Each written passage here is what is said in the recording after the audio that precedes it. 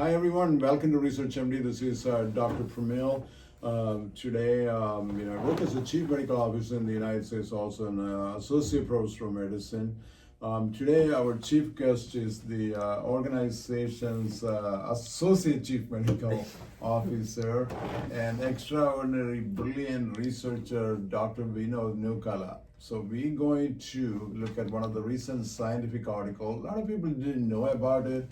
So this article was published in the BMJ Medicine, the overactive bladder, and they usually use the anticholinergic and the risk of dementia. We do like a scientific analysis. Again, it's published in the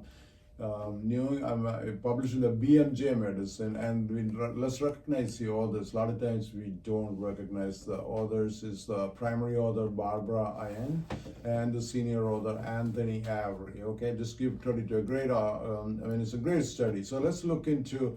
First, we need to know the overactive bladder. Who does it affect? Most of them are our elderly patient. Okay. So they can, what are the symptoms? They can have urinary urgency without urinary incontinence or with urinary incontinence, nocturia. This could be happening in males and the females. So, this is a chronic condition. Many times, many of these elderly people end up going to the doctor for treatment of overactive bladder. Okay. Now, what kind of drugs they usually use? They're called anticholinergic drugs.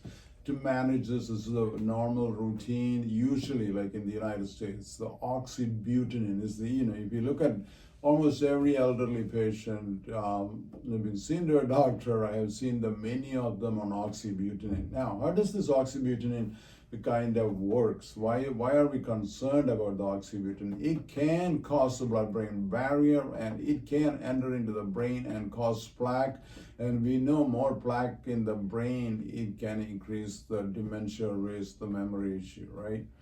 So in this study, again, it's an extra case control study with a large number of patients. Again, when you talk about BMJ publication, we need to worry. It's when I say BMJ, this is take it seriously. Okay, anything came out BMJ because especially the journals coming from England and in the European, they take a very good care, when they publish and all of that too. Okay, it covered 4.5% of the UK population from January 2016 to February 2022. Okay, now we got two groups. Again, patients are greater than 55 years, put into two groups, one with dementia and the other one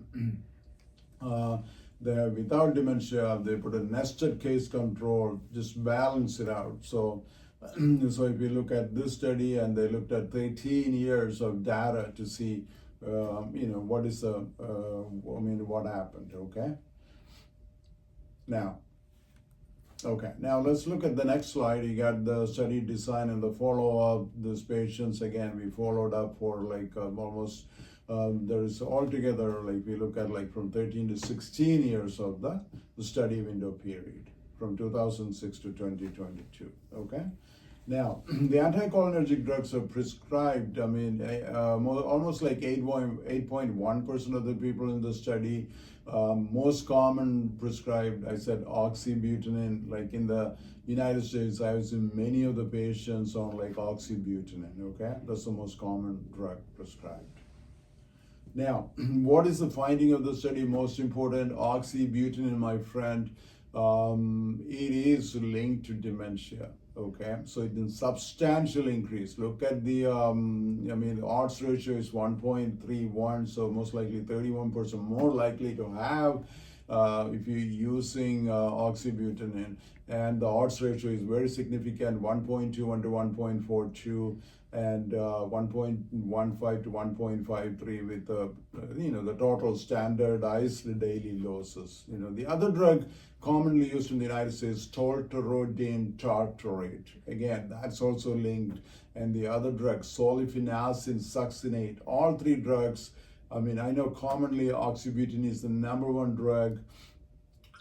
And tolterodine is the other drug they use it, and scientifically proven without any doubt in the study, they can increase dementia, So elderly people, you have to be careful. Now, what are the drugs, the anticholinergic you can use? It does not have any reaction or does not cause dementia. Darifenacin, physosteroidine, fumarate, flavoxate hydrochloride, propyvirine, and trospium chloride. Okay, so the dementia, again, you have to be careful. The bottom line, the odds of getting dementia is extremely high when you take a drug like anticholinergic.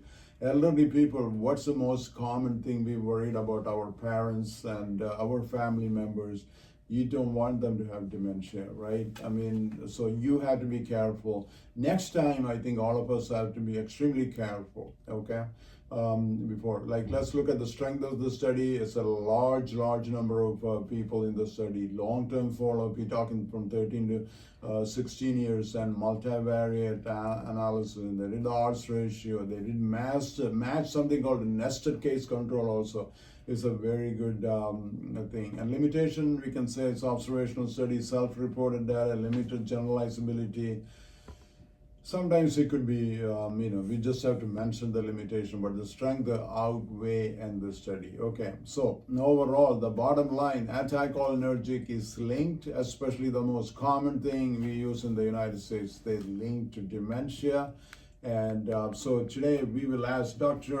Newcalla, esteemed researcher, what do you think a patient should do to protect themselves in this situation? So that's a great study, Dr. Cheriyath. Yeah. Thank you for inviting me. Yeah. And I just want to point out that whenever you see a large study with almost 1 million patients and you're following the patients for 16 years, long-term follow-up, any small differences in the statistical numbers, it will be statistically significant. So you have to be a little careful.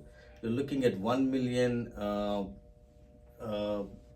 number of participants. So you will see some significance. So the devil is in the details. You have to know this is an observational study based on EHR. It has its own limitations. You cannot come to conclusion based on this kind of studies looking at a large number of population.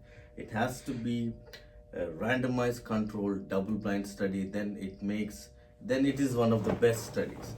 And when again coming back to the medication for overactive bladder, the best things again is exercise and strengthen the bladder.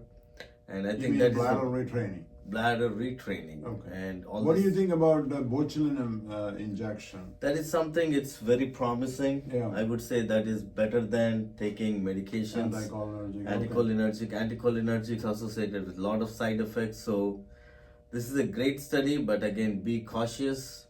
We can say, I kind of disagree with it.